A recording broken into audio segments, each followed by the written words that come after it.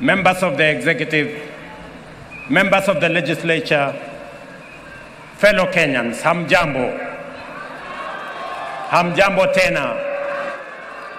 Bwana Yesu asifiwe. Assalamu alaikum. Hebu mnisalimie hivyo hewani nione ndugu wa Kenya.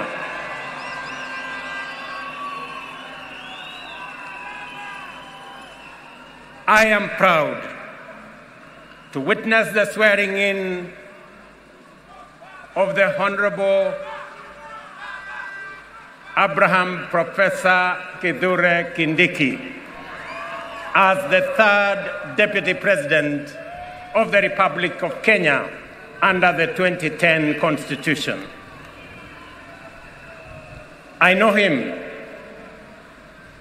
as a dedicated professional whose commitment to excellence has helped us overcome daunting challenges, and as a tireless public servant on the path of national leadership.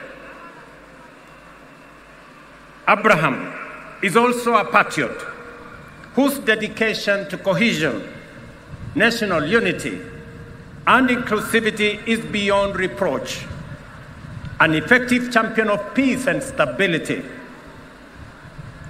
And across every part of our country, and a loyal steward of our bottom-up economic transformation agenda, whom together with many others, we crafted to take our country to the next level.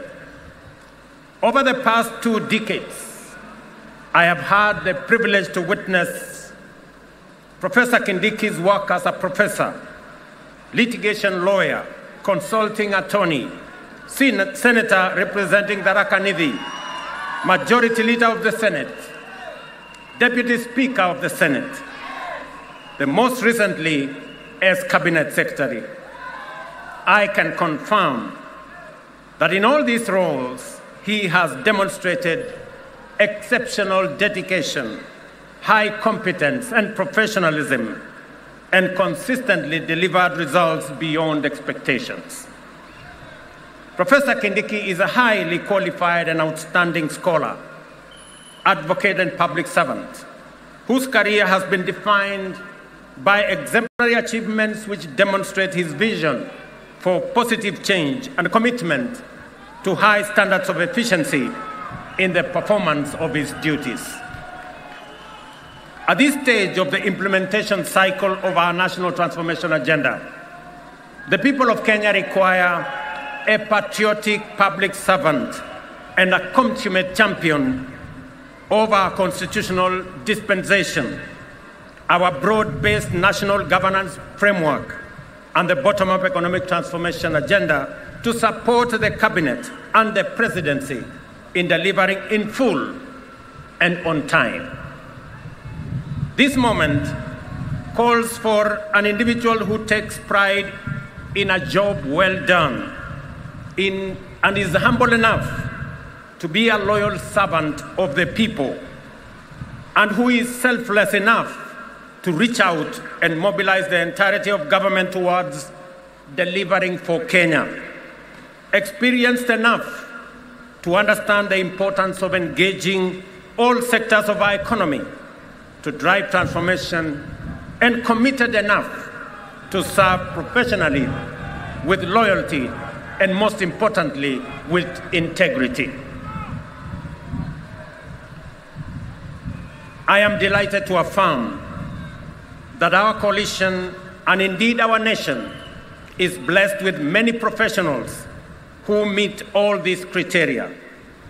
Among them, Abraham Kithure Kindiki stands out for his exceptional qualifications, extensive experience, and wide-ranging accomplishments. I am honored that he is available. He has told me he is ready, and I know he is willing to serve as my deputy. Professor, my young brother, let me call you Abraham K, or Abra K. welcome to the service of this great nation, Kenya. And let me say this, I have heard you clearly when you took your oath of office and the oath for the due execution of your responsibilities as Deputy President. You have said two fundamental things in your oath. Kenyans were listening, I too was listening. You said that you will serve the people of Kenya and the Republic of Kenya. Abrake, please serve the people of Kenya and the Republic of Kenya. As I told our principal secretaries, as I told our cabinet secretaries, and as I tell every public servant who has a responsibility, who has a duty, who has the honor to serve our nation, let us serve the people of Kenya and the Republic of Kenya. We are not here to serve ourselves or our families or our communities or our regions or our villages. We are here to serve the Republic of Kenya and the people of Kenya.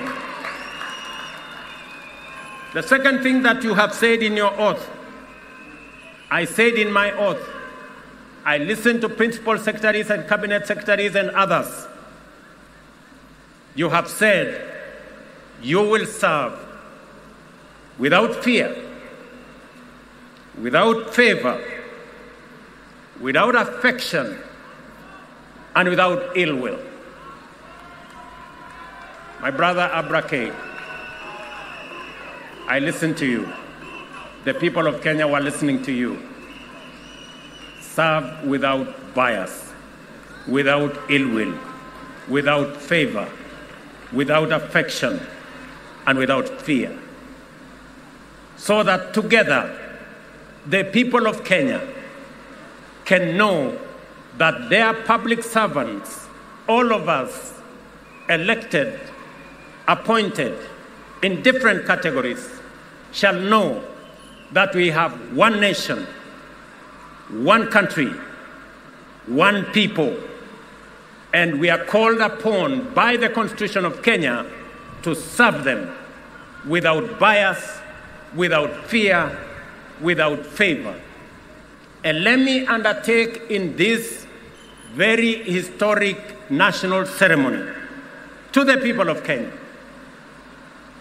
And I say this as MCAs listen to me, as members of parliament listen to me, as members of the executive listen to me, those in the judiciary, and those in the executive, that the people of Kenya, it doesn't matter, those who live near our oceans, near our lakes, in our mountains, in our valleys, in our arid and semi-arid areas, they are one people, one great nation called Kenya.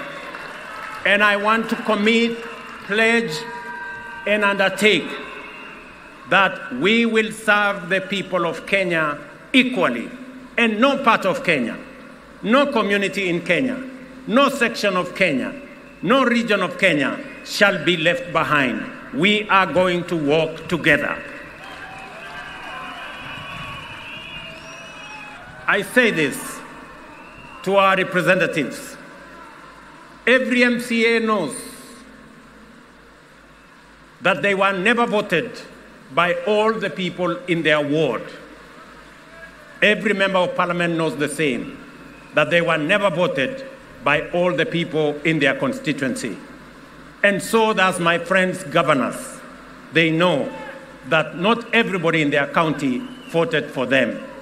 But they also know that they must serve all the people, whether they voted for them or did not vote for them. Professor, you and me have the honor to serve the people of Kenya. And as I have said before, we will serve the people of Kenya equally, those who voted for us and those who did not vote for us. The government of Kenya equally belongs to all the people of the Republic of Kenya. Let me also say the following, because this is a very important occasion. To underwrite that our judiciary works, that our legislature works, and we will make sure that our executive works and serves the people of Kenya.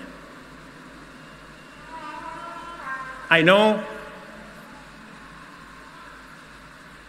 that we've gone through a journey, but in this journey, we have affirmed to both ourselves as the people of Kenya, to our friends, and to the international community, we have affirmed that Kenya is a constitutional democracy founded on the firm foundation of the rule of law.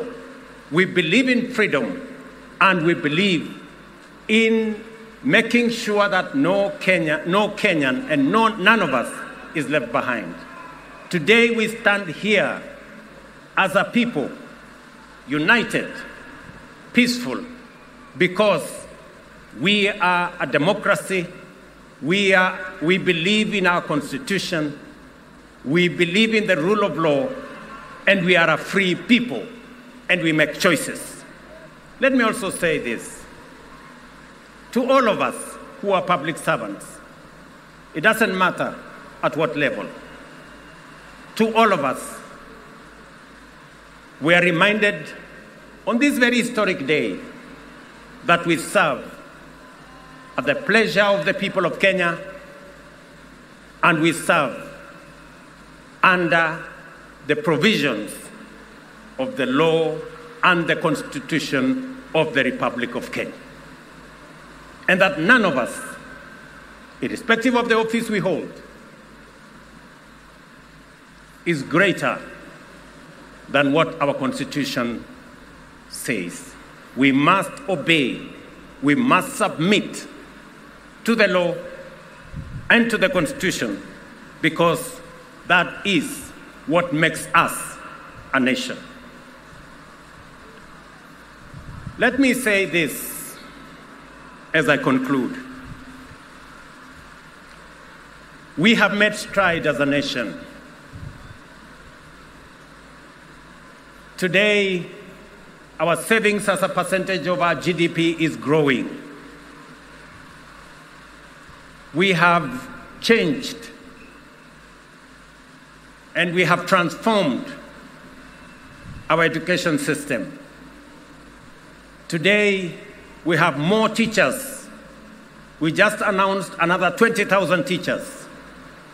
We have a new funding model that is student-based, which we are refining to make sure that no child in Kenya is left behind. My dear Professor Kindiki, I need your voice. I need your intellect to help me and to help members of our cabinet to profile the things we are doing, to speak to the things that we are doing. I have almost become a lonely voice in the executive, especially in the presidency, speaking about our projects, speaking about our programs, elaborating on what we are doing. You are eloquent, my brother. You are intelligent, my brother. I am confident that you will do that which I have missed for the last 2 years. I know you will.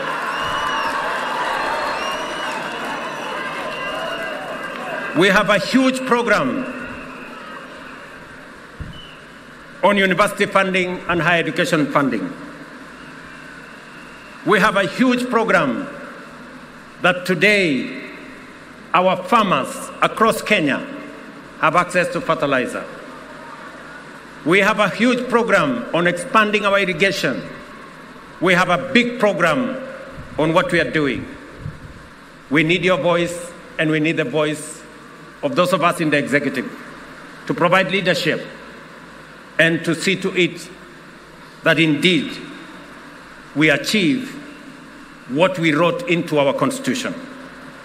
Today, as we wrote in our Constitution, Kenya Power has turned around and today is a profitable company. So is KenGen, because of the stewardship that we have put in place. My brother, our manifesto is elaborate. Our manifesto is transformative. We are implementing it page by page, paragraph by paragraph, chapter by chapter, because we have to transform this great nation, and failure is not an option. We must. We have a big program on rural electrification to connect close to 300,000 homes across Kenya. I need your support to the Ministry of Energy, who are doing a wonderful job in that exercise. We have a big program on markets across Kenya. We have a big program on housing across Kenya. Today, we have 160,000 people working in a housing program. By December, actually next month, we will begin to hand over the first 1,000 houses under our program. Under the program that will make ordinary people, Mama Mboga and Boda Boda, pay 3,000 shillings every year and access housing in the Republic of Kenya. My brother, let me tell you, our universal health coverage is underway, with a bit of challenge initially, but now we are moving. And I want to tell the people of Kenya, we are going to transform this nation. And we have the team. And Professor, welcome to the team that is going to transform Kenya into a great nation that is going to make every Kenyan proud. Let me conclude by saying we have what it takes to transform the Republic of Kenya. And I am committed to making sure